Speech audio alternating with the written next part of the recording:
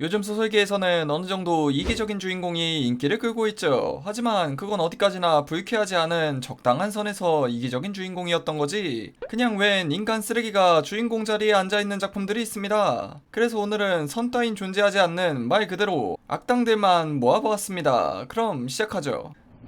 첫 번째 작품은 악당이 살아가는 법입니다. 태그는 성장형 악당, 약하고 나쁜 놈입니다. 미쳐버린 신들에 의해 다른 세상으로 날려준 주인공은 그곳에서 재능도 백도 없이 살아남기 위해 악당의 방식을 선택하는 이야기로 주인공이 모든 부분에서 성장형인 소설입니다. 소설 초반은 나쁜 놈으로 살려 하지만 그것마저 잘 못하는 삼류악당 같은 모습을 보이다가 점점 시간이 지나고 성격도 완전한 악당으로 변하며 수위가 점점 높아지죠. 하지만 무력도 지능도 성장형인 만큼 주인공의 계획이 실패하거나 패배하는 전개도 있어 시원시원한 악당물을 원하면 맞지 않는 작품입니다. 이 소설에서 가장 좋은 건 등장인물들의 지능으로 주인공에게 당하고 또 어떨 때는 역으로 주인공에게 역공을 가하는 캐릭터들이 상당히 똑똑합니다. 그 외에도 스타일감과 스토리도 꽤 잘 짜놓아서 강력한 주인공의 학살이 아닌 악당과 다른 캐릭터들의 수준 높은 대결을 보고 싶으신 분들께 어울리는 작품입니다. 물론 주인공이 악당이지만요.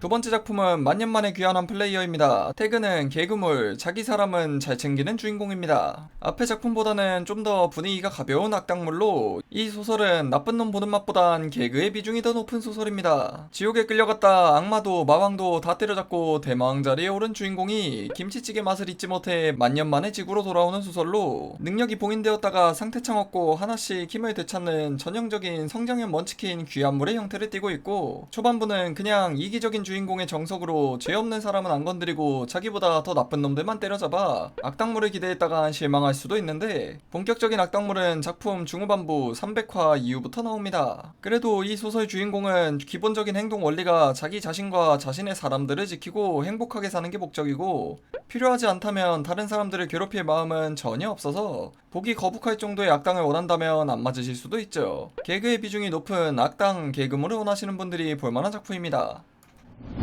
세 번째 작품은 판자총의 유련선장입니다. 태그는 순수 악, 미식가물입니다. 대항해 시대 빈민가의 고아로 태어난 주인공은 다른 사람의 남은 수명을 볼 수 있었고 다른 사람의 죽음, 공포, 비명에서 즐거움을 느끼는 태생적으로 악마로 태어난 캐릭터입니다. 주인공은 사령술에 극도의 재능을 타고났고 경지가 높은 인간의 영혼을 잡아먹을수록 더 맛있고 행복해지죠. 그러한 주인공이 여러 사건을 겪으며 살아가는 이야기로 초반부는 상식이 존재하지 않고 그저 본능만으로 행동하는 주인공은 정말 순수 악 그 자체입니다. 무법천지인 빈민가에서 한평생을 자란 주인공은 사람을 죽이는 것도 고문하는 것도 그게 잘못되었다고 생각하지 않죠. 그런 주인공이 이후 여러 상식을 배우고 절제를 배우며 흑마법의 재능이 점점 더 강해져 먼치킨이 되어갑니다. 나중 가면 사람을 죽이는 건 나쁘다는 걸 알아 사람의 영혼 대신 맛있는 음식으로 대체하려 하는데 그냥 사람을 죽이는 건 위법행위라는 정보만 알 뿐 주인공은 감정이 없는 소시오패스에 가까워 착해진다고 볼 순 없죠. 필요하고 위법행위만 아니라면 얼마든지 사람들을 학살합니다. 마법이 있는 세계이긴 하지만 기본적으로 대항해 시대 고증을 엄청 잘 해놓았고 주인공이 해적으로 활동해 대체역사물 느낌이 나기도 합니다. 대항해 시대를 배경으로 한 순수 악물을 좋아하시면 볼만한 작품입니다.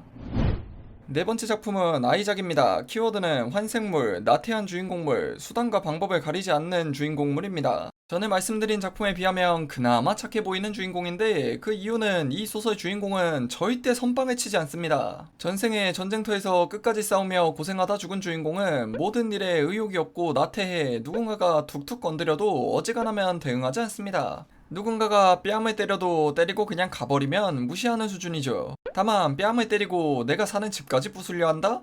그럼 이제 본격적인 시작이 되는 겁니다. 기본적으로 주인공은 선빵을 절대 때리지 않으나 보복할 때는 선이 없습니다. 비유를 하면 주인공을 한 시장이 건드렸을 때 다른 방법이 없다면 그 시장이 다스리는 도시에 생화학 테러를 할 주인공인 거죠. 실제로 주인공 전생의 별명이 크레이지 테러리스트일 정도죠. 하지만 기본적으로 나태하고 어지간해선 그냥 넘어가기 때문에 이런 고급한 파트를 재미있게 보실 수 있는 분들이 볼만한 작품입니다. 그것만 넘기면 세계관이나 스토리는 잘 짜여져 있으며 후반부에 밝혀지는 세계의 진실과 빌드업해온 스토리를 바탕으로 한 결말은 명작이란 칭호가 안 아까울 작품이기도 하죠.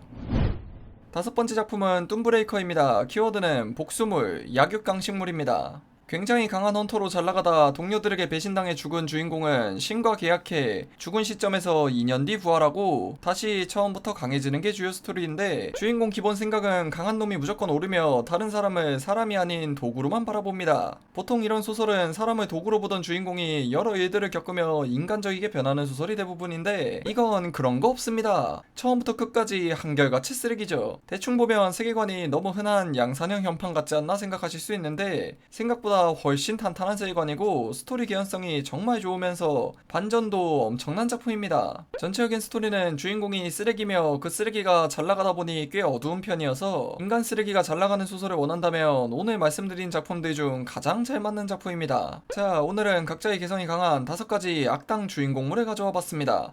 악당물이라고 다 같은 게 아니니 자신의 취향에 맞는 작품을 잘 찾아가시길 바랍니다. 그럼 영상 마치죠.